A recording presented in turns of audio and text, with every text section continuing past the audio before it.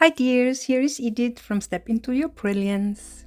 In this video, Joe Dispenza is interviewed by Ed Mylett in his show. In it, you will get an essence of Dr. Joe's teaching, and I can only tell you it's really very, very exciting. Not only do you get knowledge that helps you to see what changes are needed in your life right now to create the reality that you really want, you get many practical tips that you can implement right away. Topics in this video are the effect of stress in your body, your heart, your brain, why we hold on to suffering instead of being guided by a desired future, what is it that humans really long for, why is it so important to meditate, and much more. Maybe you should get a paper and a pen for notes. Enjoy it! So there's a lot we're going to cover today. Okay. What are you working on right now, though, that you're most excited about? Because when we were getting ready to do this, you're like, I am probably more excited right now than I ever have been in my life. So let's start there. Yeah. What's happened in the last 2 years, we run these week-long events, and it's a full immersion. And just before COVID, we had a group of scientists from the University of California, San Diego, come and study some of the phenomenological things that have been happening to people's biology, because we have had numerous testimonies of some of the most incredible things that if you asked me 3 years ago when I was first on your show, would we ever see anything like this, or do you think you'd see anything like this? I'd probably say maybe once in my lifetime I'd be super happy. So blind people seeing, deaf people hearing, people in wheelchairs that from strokes with paralysis walking again. I mean, these are profound upgrades biologically. I think if you teach people the what and the why, then the how gets easier because it becomes practical. And when people understand the what and the why, they assign meaning to what they're doing, and they switch on their prefrontal cortex. That executive function in the brain actually dampens down the circuits that has nothing to do with anything else but that single-minded thought, right? So when you understand the what and the why, and there's nothing left to conjecture, to superstition, to dogma, to spirituality, that science is the contemporary language that we use to demystify the mystical. So when that person stands on the stage and they're telling their story and they're the example of truth, they're speaking truth, right? So they've actually applied those principles that were once philosophical, theoretical, that was just basically knowledge, and the application, the personalization, the demonstration created an experience. Experience is really what changes us because it enriches the circuitry in the brain, but the end product of an experience is an emotion, right? And emotion is what teaches our body chemically to understand what our mind intellectually understood. I look out in the audience and people are leaning in. You know, they're looking at truth. They're looking at an example of truth. That is the 4-minute mile. Yeah. That's somebody who broke through a level of consciousness or unconsciousness that says that we can heal by thought alone. So what is the science behind that? So when we started bringing in reputable scientists, people that are well published, that spend their life studying microbiology and cellular function and epigenetics and brainwave function and all these other different elements, thousands of metabolites on a cellular level that could be secreted. We're looking very specifically when we did these studies, so we started studying everything. And we started looking at brains, and we started looking at hearts, and then we started noticing that people would have these very, very, very transcendental moments where there was a significant arousal that took place in their brain. And that arousal, which is typically based in fear, in anger or aggression or in pain, that's a survival response. This arousal was ecstasy. This arousal was bliss. So the amount of energy in those people's brains during that moment of the only way that I could describe it is connection. That moment produced such a level of energy in the brain that it was hundreds of times normal. And this is being measured. You're doing the brain scans. We're measuring it in real time. Right, exactly.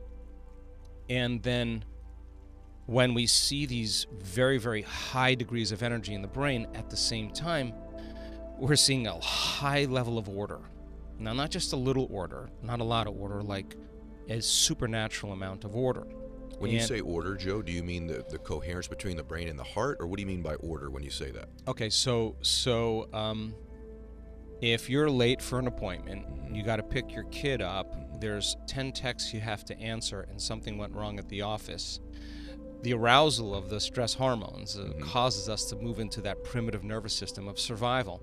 And when we're in stress, we're trying to control, we're trying to predict, we're trying to organize our life, because that unknown is, something can go wrong, it's unpredictable. So we shift our attention to one person, to another meeting, to another place we have to go, another time, another thing we have to do, and every single one of those elements has a neurological network in our brain, because you've experienced your wife, you've experienced your coworker, you experienced your pain in your back, your cell phone, whatever. You have a relationship with everything physical or material, and it's mapped neurologically in the brain. In fact, the neocortex is really a record of the past, right? So the arousal of those stress hormones causes us to shift our attention to all of these different elements, and we activate those circuits. And like a lightning storm in the clouds, the brain starts firing very incoherently. When the brain is incoherent, we're incoherent. When the brain isn't working right, we're not working right. At the same exact time, you're sitting in traffic, you can't really run, there's nowhere to run, you can't really fight, there's no one to fight, and you can't really hide. And so the arousal of this primitive nervous system causes the heart, its rate to increase and a respiratory rate to increase, because that was the mechanism of survival. If you're being chased by T-Rex, you better increase your heart rate and your respiratory rate. So now the heart rate and the respiratory rate are increasing, but you're not running, fighting, and hiding. There's a physiological change in your body for emergency. Yeah.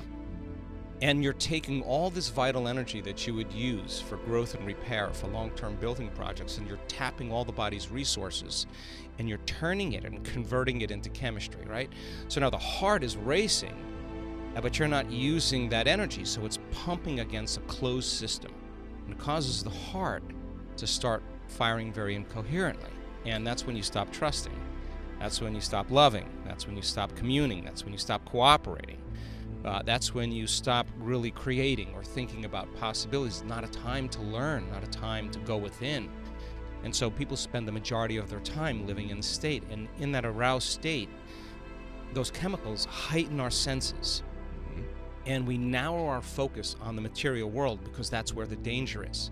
If something's behind the big rock and you hear it moving and it's dark at night and you're walking, you're going to freeze and you're going to narrow your focus, and the arousal is going to heighten your senses.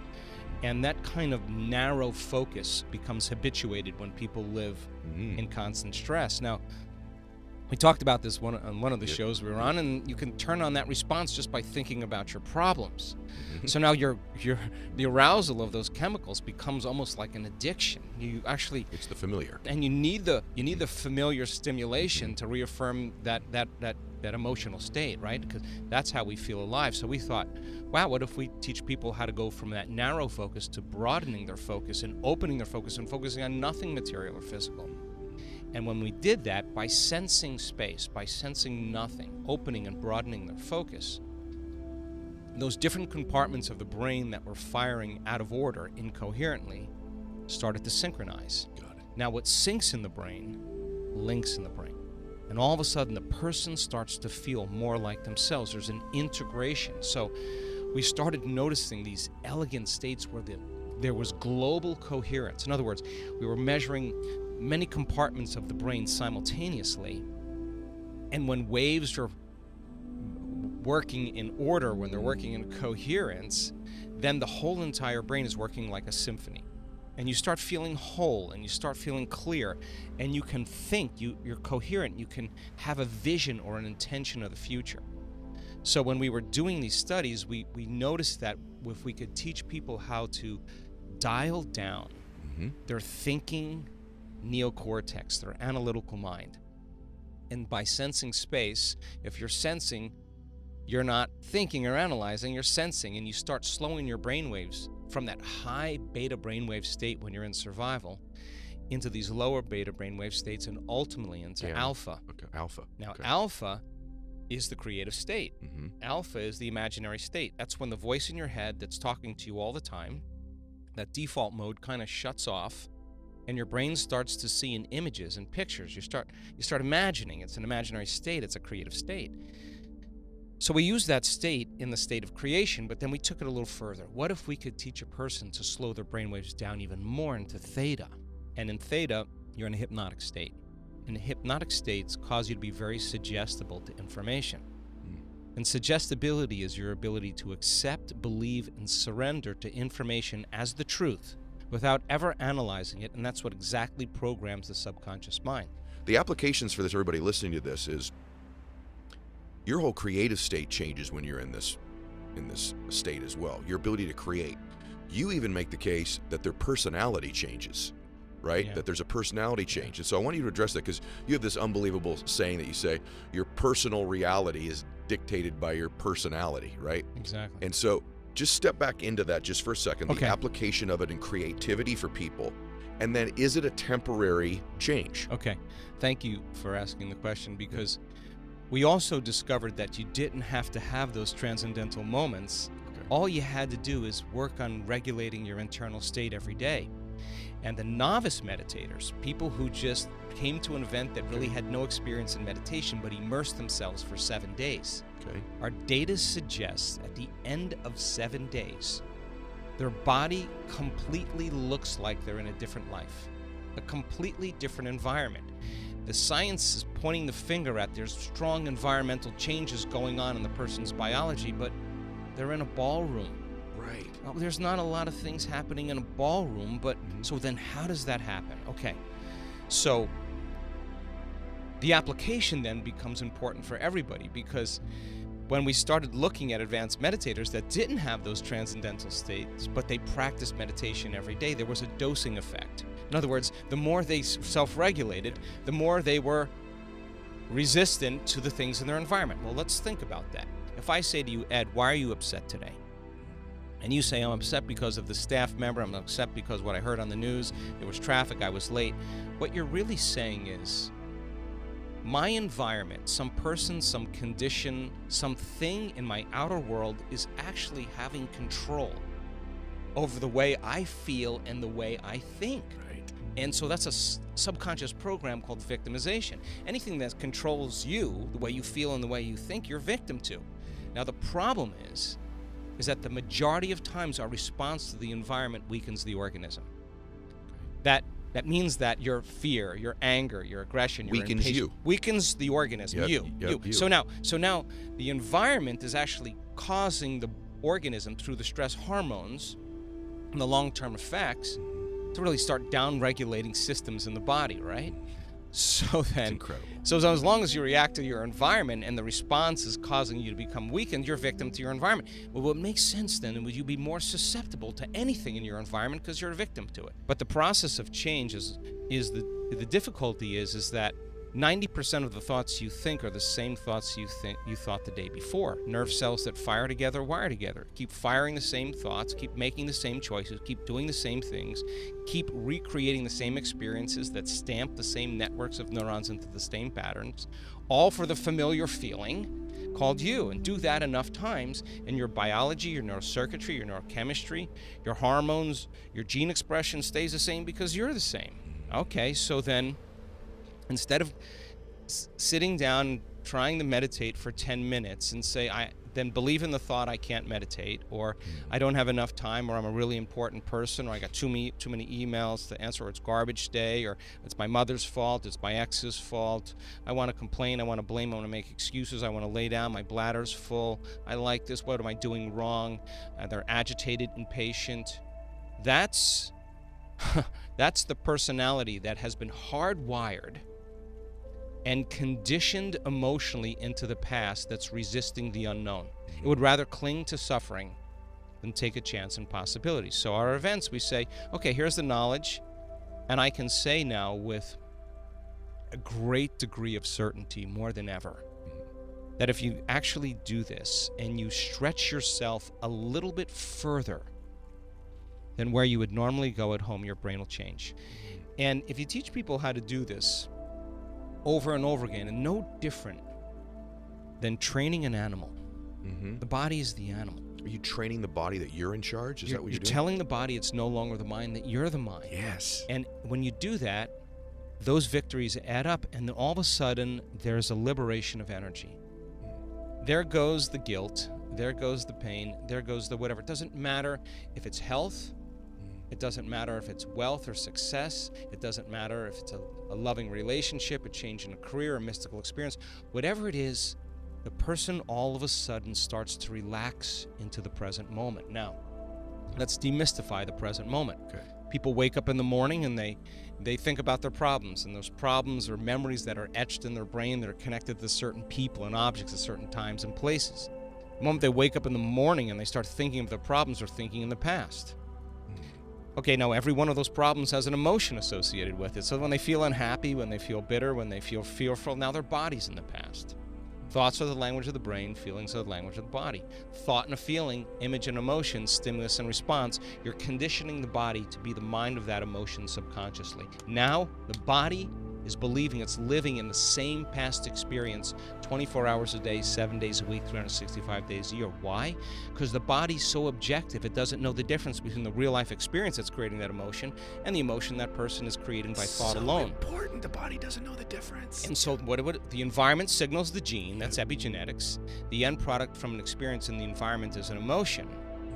The person's signaling the same genes in the same way, and genes make proteins, and proteins are responsible for the structure and function of your body, and the expression of proteins is the expression of life. And now the person is actually headed for a genetic destiny. And when people labor for the present moment, and they take their attention off of their body, off of all the people in their life, all of the objects they own, their cell phone, their computer, their car, their house, they're no longer identifying with where they're sitting, where they need to be, where they live, where they've lived in the past, where they need to go. And they're not thinking about the predictable future or the familiar past. They're dissociating from everything physical and material, everything known. That is the exact moment we call getting beyond yourself. Okay? Now, when we're in that place then, at the beginning, it's uncomfortable because survival is the unknown. You have better chances of survival and running from the unknown, but that unknown is the perfect place to create from. So in the process, no different than any rehab. In our first 2 days of our event, really people they're basically rehabbing from their emotional states and their habits, and they're sitting in the presence of that discomfort, right? And the discomfort is because the body is leaving the known. But if the body has been conditioned to be the mind, the moment you take it outside of its familiar territory, it's going to start telling you, Ed, why don't you quit? You know, you're not really good at this. You know, you're more of a physical person. You don't really want to do this. You're not very this or very that. And most people just get up when they do the meditation. They believe that thought as if it's true. Now, the question is, what's on the other side of that thought? Can you sit there long enough till that's no longer the thought you accept, believe, and surrender to? Well then, wow. The next question, What's on the other side of that thought? What's on the other side of that familiar emotion? Can I sit and work with my body and settle it down? Stay. You stay. I'm going to feed you. You're not going to die from this. Your bladder's not going to explode. You're not going to go crazy. And you work with catching those thoughts. It's called metacognition. If you're in that 95% of programming where you're unconscious, then the first step to change is becoming conscious of your unconscious thoughts. Yeah. So conscious that you would never go unconscious or let that thought slip by you unnoticed. I want to understand. So you're saying the awareness of the thought, being conscious of the thought, has it somehow lose its power over you? Exactly. Because just because you have a thought doesn't mean it's true. Mm-hmm.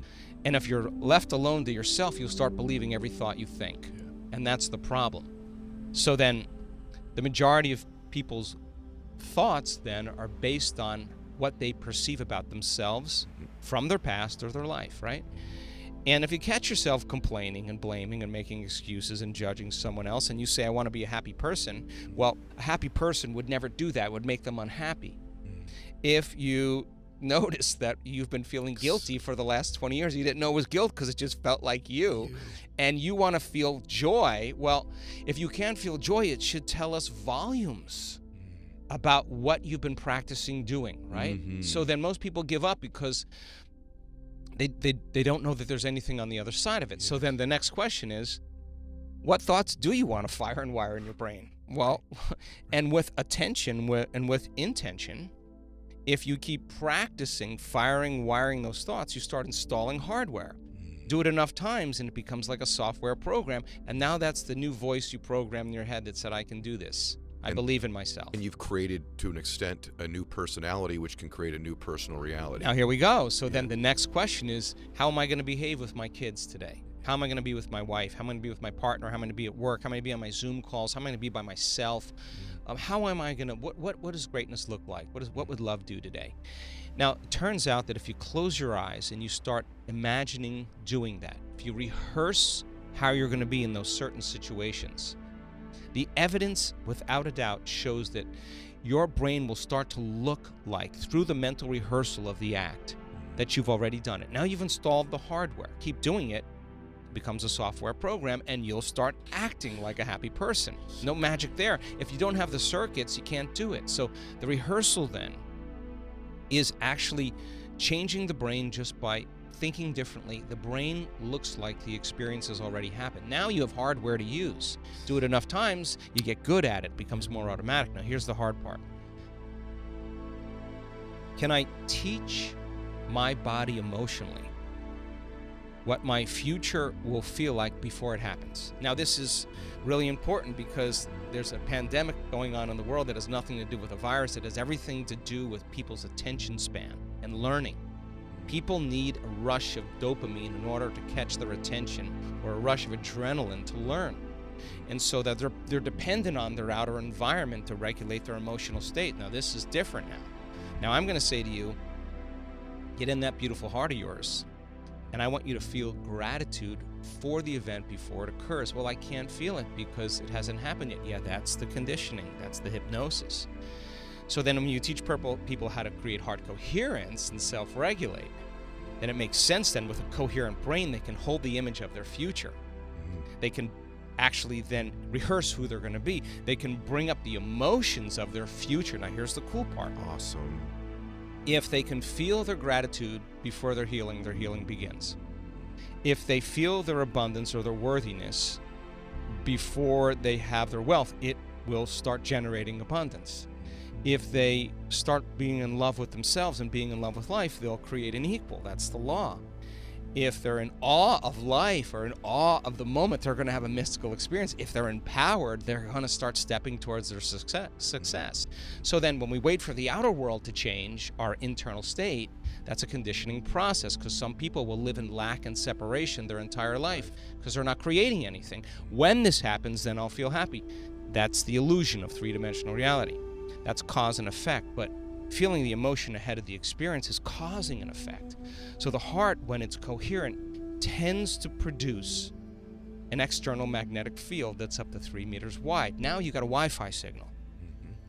Now when you have a coherent brain, the brain could actually lay the information on that signal. And the thought of your wealth or your health can be carried on the frequency of that heart emotion. Emotions are the end product of an experience, right? Epigenetics says it's the environment that signals the gene. If the environment signals the gene and the end product of an experience in the environment is an emotion, that person's signaling genes ahead of the environment. And now they're biologically believing, behaving, and actually becoming that person. So if the person sustains that state, and we look at novice meditators that come for a week, and 90% of them, and the metabolites, not just a few, the majority of the metabolites in novice meditators suggest that their body's in a different life. Great. So you're transcending your environment. People ask me all the time, why does Joe always go back to the health part of the benefit of this? I'm going to stay in there. And it just dawned on me, because you're a scientist. So the external stuff of attracting the relationship you want, or the money you want, or the emotion that you want, is a difficult thing to measure, isn't it? It's a difficult thing to measure. But when it becomes of one's health or well-being, it's measurable. Right. So, for example, you say that, and this is how powerful this is. Think about the power of this. Joe's able to tell you that he can actually measure the emotion, the repeated emotion of fear and its impact on the immune system, compared to the repeated emotion of gratitude or bliss and its impact on the immune system. So it's actually a measurable, tangible thing. So yes. Address that, stay on there. And then the other thing, we keep using this term heart coherence. I know there's a part of my audience going, Okay, what is that? My understanding of heart coherence essentially, physically, means that your breathing and heart are actually in unison at one point and that you sustain that over a duration of time. Elaborate on that and go for it. Coherence is rhythm. It's a cadence. And when you're in fear or you're in survival and your heart rate increases and your respiratory rate increases, your brain waves go up into this aroused state, right? And people spend 70% of their life anticipating the worst case scenario that's going to happen in their life and prepare for the worst. Chronic stress does what? It causes us to hold our breath. All right, so we found, in our research and working with the HeartMath Institute and also some of the stuff we've been doing, that if you slow your breathing down, you slow your brain waves down. And if you teach your body to move out of survival, there's only one other thing it wants to do. It wants to create, right? So now just imagine a big drum. And now you're so contracted that you can't hit that drum. And as you learn and teach a person how to convert from that fight or flight nervous system to the nervous system of relaxation, the heart actually starts to bloom. And when you place your attention on your heart, we have the data. I can say this emphatically. And when that heart starts to beat in rhythm, it starts to inform the brain that it's time to create. Like taking a big sheet and going like this. A wave of energy goes right to the brain. The brain goes right into alpha and says, it's safe now to create. Examine other possibilities. You're out of survival, right? So then, as you hit that drum repeatedly, there's a wave of sound that's produced, and the more coherent it is, the more it can carry information, right? Or if you drop a pebble in the water, and you drop another pebble in the water, and you drop another pebble in the water, when your heart is coherent, there's a magnetic field, right? Do you think, Joe, that, I'm just curious, I'm thinking about all the applications of stuff. You know how I'm always the application dude, right? I'm thinking of a guy I'm thinking about just a person, I've watched, that could embody this in some ways. Do you assume someone like a Tiger Woods or a Brady? I'm thinking okay, now I'm an athlete thinking about this. Most athletes, most people going into a boardroom to make a presentation, for example, or to ask somebody out for a date, the more stressful they perceive the environment to be, the more poorly they perform, typically. Yeah. So you can take two golfers who both hit a golf ball the exact same way. As the environment changes and the perception of the environment becomes more stressful. I'm just, right? You're nodding yes for people that are on audio. A guy like a Tiger Woods, when it's the putt to win the Masters and there's 50 billion people watching and it's for legacy, everything's slowing down for him. His heart rate is probably more regulated. He's got more heart coherence at that time, so he's in a creative state. Whereas the other person's heart rate is increasing, they're a complete incoherence, and they can't create and function. And incoherence causes you to overanalyze. Got it. And we've discovered this, that if you analyze anything, your life, yourself, within some disturbing emotion, you're going to make your brain worse 100% of the time. In other words, you're thinking in the past, and your thoughts are arousing the brain more into that state of survival. Now, that's when we overfocus. That's when we overthink, right? So you have the ability to do whatever you've always done the other way. If you've Exactly. conditioned yourself into the state of anxiety or chaos or fear repeatedly, then you create a personality that creates those elements in your life, and then you reinforce it with your experience. Exactly. You can then do the same thing the other way. That's my point. That's my point. So then the person's having a spontaneous love attack. They've done it enough times. Their body's going, hey, it's been about 2 hours without a little love. Well, let me just automatically do that. And so now, when you feel these elevated emotions, it activates the prosocial networks in the brain. Survival creates the protective networks. I don't trust you. I'm separate. You're different. I'm going to do my own thing. I'm selfish right now. It's all about me. Let's compete. Let's fight. Let's manipulate. Let's force it. Let's control it. Let's do matter trying to change matter. That's kind of the program, right? It is. So then, the opposing part of this is that when people start to connect and they start to have these elevated states, then something really unusual happens. The reality seems to conform in ways that are equal to who they're being. So now the heart is saying to the brain, it's time to create, and now your energy has changed, and nothing changes until we change our energy. And when you change your energy, you change your life, right? And so then the idea then is to be able to maintain that modified state of mind and body your entire day. And as I said, get so good at doing it with your eyes closed that you can do it with your eyes open. Now, if you can sustain that state for an extended period of time, I don't care what you want, and people have created all kinds of things. I use health as the example because it's really relatable. Now all of a sudden it's like you're no longer having to go and get it and do something like matter to matter to go get it. And until you arrive at that experience, you're in lack or separation until the experience happens. It takes a feeling like, oh my God. Well, this is kind of like the opposite. This is like you're not going anywhere. Everything's coming to you. So the thought tends to have an electrical charge in the quantum field. It tends to be the directive. It sends the signal out. And the heart tends to have a magnetic field. It tends to draw the experience to us. So then, if you teach people how to create from the field instead of from matter, they will shorten the distance between the thought of what they want and the experience of having it, between the cause and the effect. Now, think about three-dimensional reality. Many people can develop the skills to become successful. They can make the right choices, they can study real hard, they can practice, they can get trained, but they're going to follow certain rules of Newtonian physics. It's just going to take time to get what you want. It's just going to take time and hard work. There's nothing wrong with that. You do that for a while, and sooner or later you're going to say, is there another way? Now this is where it gets exciting. Okay, if it's not matter that's emitting the field, it's the field that's creating matter. If I can change the information in the field, I can change the expression in three-dimensional reality. So if you can teach a person to become nobody, no one, no thing, nowhere, in no time, to become pure consciousness, and disconnect and dissociate from everything physical and known in their three-dimensional reality, we have data to say that people can do this. Now, all of a sudden, if they become aware that they can actually connect to that field with their awareness, and they're not Ed Mylett any longer, they're a consciousness, they're awareness in infinite vacuum, in emptiness, in space. It would be like the illusion is the virtual reality headset. You're taking the headset off. You can't get the upgrade from inside of it.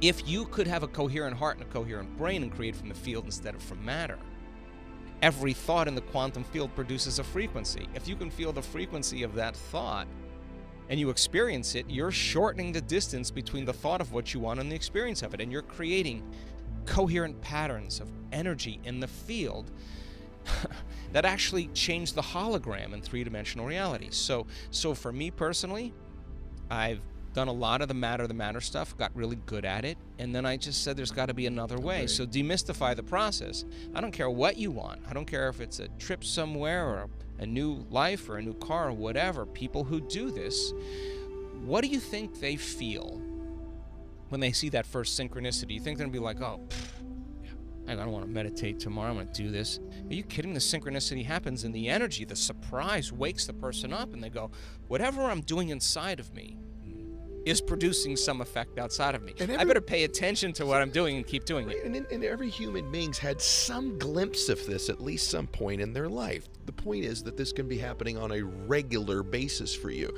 The real irony of all of this is this idea of changing from matter to matter and then moving into a higher space where it's energy to matter.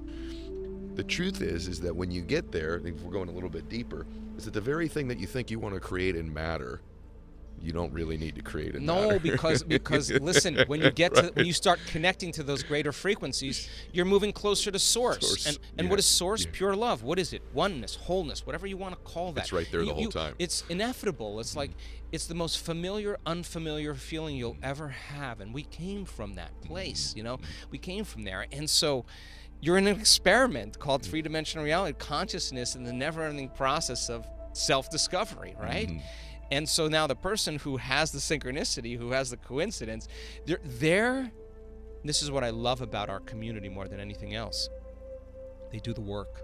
They're not philosophers. They're not theologians. They're not academic. They are out of the bleachers and they're on the playing field. Every day they're creating. And the person who heals from their disease, they're not saying, why am I not healed? They're saying, what is it about me that I still have to change that will create the healing? This is a different experiment now. Yeah. And so now we had a guy that came in a wheelchair at an event we did recently, He came in that throne. He had ALS. He walked from the back of the room all the way to the stage, walked up the stairs out of that wheelchair on his own. I asked him. He said, I just have to work on staying in this emotional state, because the longer I stay there, the more I'm noticing that my body's responding. He's not saying why am I not healed. He understands that the only way he can actually heal is to change him, right? And so now it becomes very practical, right? It becomes very practical. Don't you think it's important, that practical part of it? I think sometimes people think they're disqualified if they can't explain something they do well. I'm going to tell you one of the interesting things on the show. Many of the people that do things exceptionally well that have been on my show, athletes or entertainers, really don't do a very good job of explaining it. Yeah. They embody it. And I think sometimes someone listens to somebody like you who can explain this and think that they're disqualified from becoming good if they can't explain how they're doing it. Yeah. But the truth is, it's a repeated experience that becomes familiar for them without the need to express how they're doing it. Right. Again, for me, this is your life, is teaching people to do this and giving them the tools. But for the vast majority of people, it's creating the experience that they're gonna have. Everybody has done this at least once in their life. Exactly. What did they do? They sat down and they said, what would it be like to be happy? What would it be like to be healthy? What would it be like to have a new life? What would it be like to be in love? And they asked the question, instead of getting on their cell phone and texting someone or posting, they actually sat there and they actually said, let me answer the question.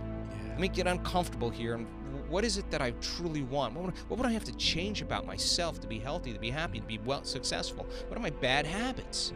They get busy writing down all the choices they want to make, all the things they want to do. They start writing down all their goals, all their experiences, and every goal or experience they write down in their future, there's an emotion. They get inspired, they get optimistic, they get grateful, they get energized, and those emotions fuel more thoughts. And now they're actually changing their biology. And then they do something really, really, really, really important.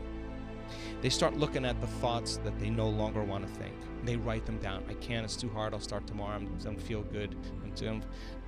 They start looking at the choices they're going to have to stop making. And when they understand when they stop making those choices, it's going to be uncomfortable. That's the hardest part about change. They start thinking about the things they have to stop doing. I got to get off the couch. I got to stop watching this. I got to stop overeating, whatever it is. And then we've all done this. And there comes a moment where you start noticing that, like, you start saying, hey, I believe this is actually going to happen, right? And that's when you take the foot off the gas pedal and you start really realizing, wow, I was the resource of actually making this happen. And I changed. Yeah. I changed in the process. So the exciting part about it, you talk to people who created wealth, you talk to people who created relationships, you talk to people who have created health. They'll tell you, my disease, my poverty was my greatest teacher. My past was my greatest teacher. They look back at their past, and now there's no longer an emotion associated with it. The memory without the emotional charge is wisdom. Now you get to go to the future. You get to create whatever you're free-willed. You could be anybody you want to be in the process, right? The memory without the emotional charge. That's how you erase its impact on you from the past. I want to ask you something about that. I've always wanted to ask you this. And by the way, Joe and I, we've flown on my plane together. There's all these times I wanted to ask you this question, and I wondered, because I have created some things in matter in the material world that maybe now I'm at this place where it's dawned on me all along. My fear is that I think sometimes if I think the way I'm about to ask you about, maybe I wouldn't have created any of the material things, which I know is flawed thinking. And it's this. It's this idea that you can get to this heighted, gamma wave brain state, and you're just fully intentional, right? Having an intention at that time. We have a culture that's been taught for years and years and years to get really clear intention about the physical matter things we want. I want $1 million in the bank. I want a private jet. I want to weigh 150 pounds. But the truth is, we really don't want those things. We want the emotion we think those things will give us. Wouldn't it be smarter for people to get, and very few people ever do, to get clear about the emotions they wish to experience on a regular basis and not the physical matter things? Well, that's exactly the point. That's exactly the point. And look, people can create all kinds of wealth, and they can create all kinds of abundance. They can have the cars, the homes, and everything. But if they can't be present to enjoy them, I've sat with billionaires, and they've looked me in the eye and said, "We're all miserable." Same here. We're all miserable. Mm-hmm. And so then, at what point do you have to wait to change? Does it have to be that lowest point, or can you learn and change in a state of joy and inspiration instead of pain and suffering? And that becomes the art, right? So then, to change then is to be greater than the habituations, the drives, and the emotions that have been conditioned in the body. To change is to be greater than the conditions in our environment, that every person, every object, everything in our life has a neurological network associated with them. They're knowns because we've experienced them, and we have an emotion associated with them. So if you're not being defined by a vision of the future, you're left with the memories of the past, and you see your ex, and you're going to see your ex through the memory of your past neurologically, and that's going to elicit an emotional response. And you're thinking and feeling equal to your environment, your life's not going to change. So then the next question is, how could I overcome that condition that with my ex? Can I actually forgive? Could I actually open my heart? Can I actually... The reason we do this is because the stronger the emotion we feel towards someone or something in our life, the more we pay attention to them. And where we place our attention is where we place our energy. And so then we're giving our power away to that person or circumstance. That's vital life force you could use to change. The person who's sitting in the meditation and they want to quit, they're thinking they're doing their meditation wrong. I want to tell you, you're doing it right. That's the defining moment, right? And you lower the volume to that emotion, I guarantee you'll take your attention off that person. Mm-hmm. And sooner or later, when the body finally settles down and you get beyond it, you're going to take your power back. And that's building your own electromagnetic field. Now you have energy to heal. Now you have energy to create. We measured this. Now you have energy for creation, right? So you see this incredible dance that goes on now because we built the technology between the heart and the brain. So then when the brain and the heart are coherent, my goodness, there's a feeling, well, you can call it the zone or whatever you want to call it, where just you feel like you have enough time to get things done, and no person, no circumstance is going to break you from your state, right?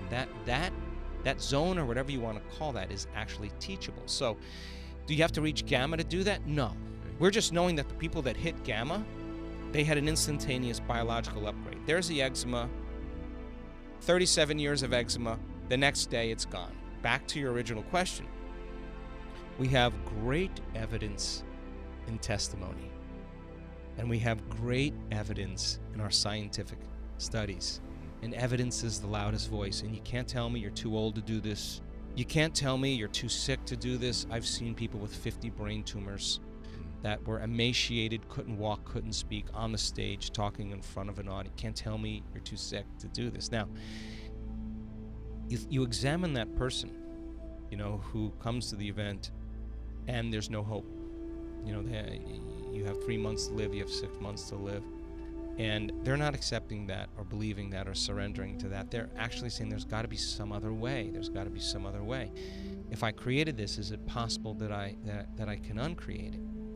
So then the person who's on the stage telling that story, and it may have taken them 18 months, but they never missed a day. Why is that essential? Because there were days where they felt so bad in their body, so sick that they didn't feel like doing their meditation, but they did it anyway. There were days they had so much doubt because their condition was actually worsening, and they could have succumbed to their doubt, but they did their meditation anyway. There were days that they were in such incredible fear because the doctor told them it was 3 months and it would be over, and it was the 3-month period, and they had every reason to not do their meditation, but they did it anyway. They could have said, I don't have enough time, I have kids, I got schedules. They found time to do it, and it was the overcoming that was the becoming process. And when they became that person, what is the side effect of your own personal transformation? For example, most people, when they have a physical health condition, the moment they notice there's a change, like in pain, in something, in their sleep, whatever it is, there's some change, they make the connection right away, and that's when it's the dog on the bone. Now they're doing it twice a day, not because they have to, because that's their medicine. And I have sat with the scientists that have come to our events.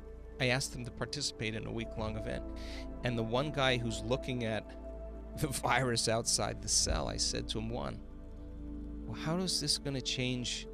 How is this going to change the way you do research? He said, this is my medicine.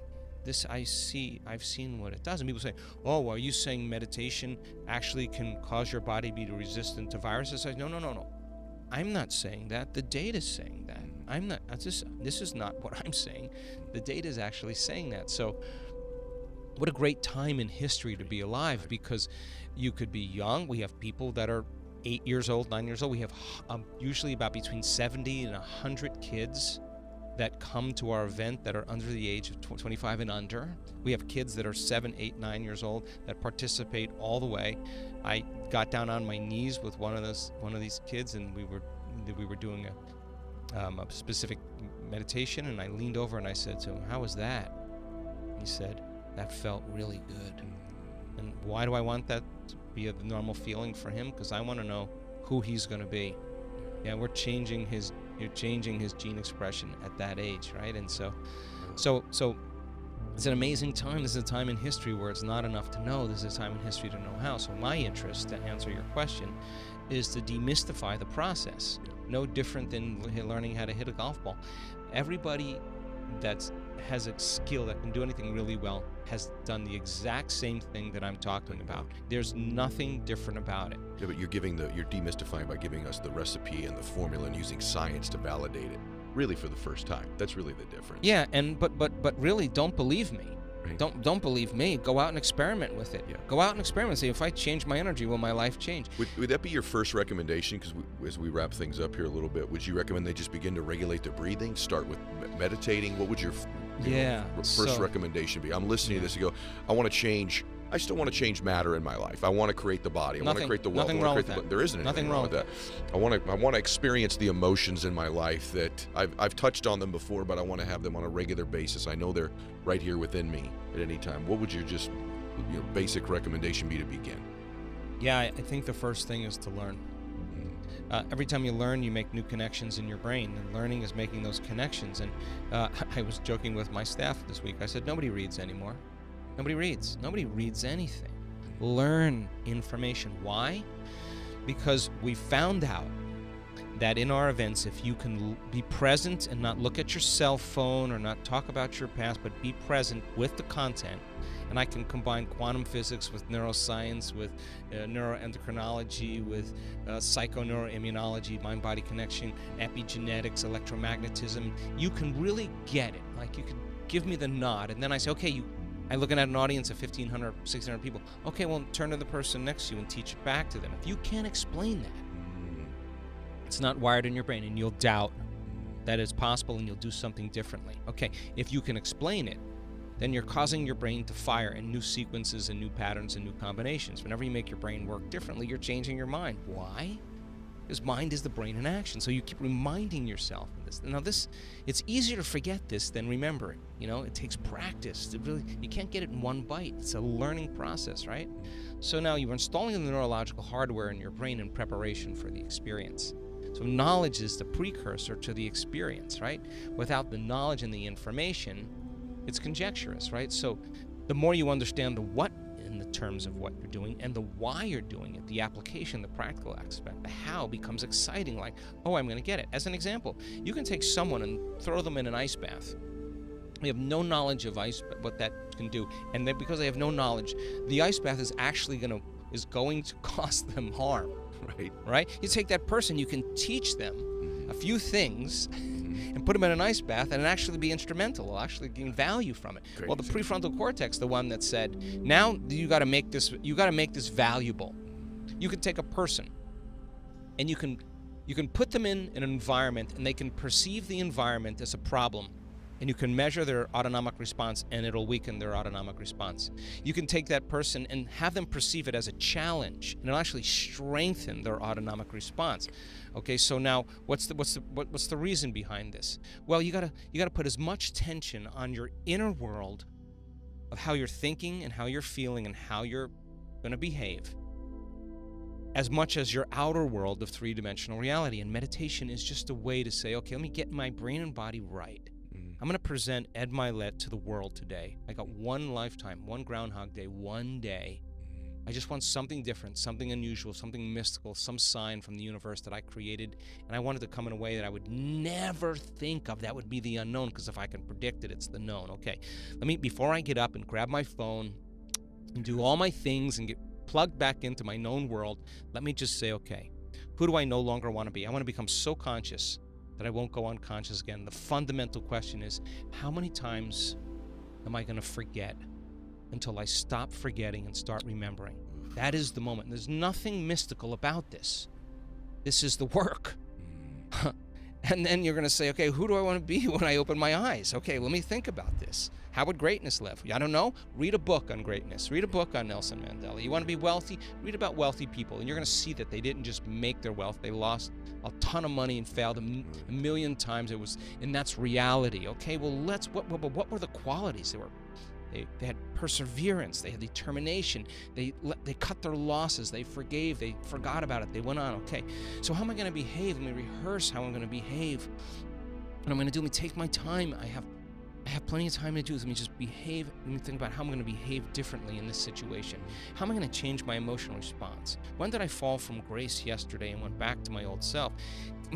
I'll set an alarm on my phone every 3 hours. I'm just gonna go off and I'm gonna take a moment and get back into the feelings of my future. Okay, if I can do that over and over again, well, what do you think could happen in my life as a result of it? So, knowledge being the forerunner, the application, simple stuff. Practice heart coherence. There's plenty of stuff that we can talk about. Practice brain coherence. We know. I asked the brain scientists, what percentage of people at the end of a week-long event, what percentage of people will have their brains changed for the better? They said 100%, 100%. 1 week, fully immersed into the experience. You practice it every day. Now, you can't do it once or twice and say, why isn't my bank account full? You know what I'm going to tell you? You're not that good. That's the only reason why. If you were that good, it would happen. You're not that good, so show up again. And show up again and keep showing up. And I just was talking to a staff member today. The universe only gives us what we think we're worthy of receiving, right? So then people who show up for themselves every day, they start feeling pretty damn worthy. Like they're like, I'm worthy for this. Not like an entitlement way, like something. They just like, I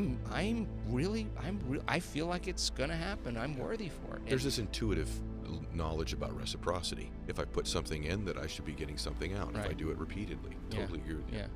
What part in this video did you resonate most with? What practical tips do you want to integrate in your life?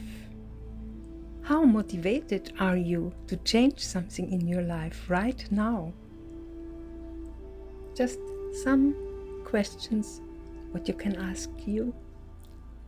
In any case, keep checking back here, because that's what I want to accomplish with this channel.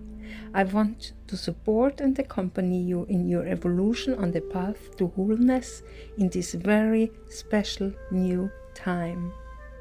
I want you to step into your brilliance and keep shining. I'm happy if you share this video, if you leave me a comment, so we can get into the conversation. I'm happy if you like the video or if you subscribe my channel. Thanks, and I will see you tomorrow. Bye.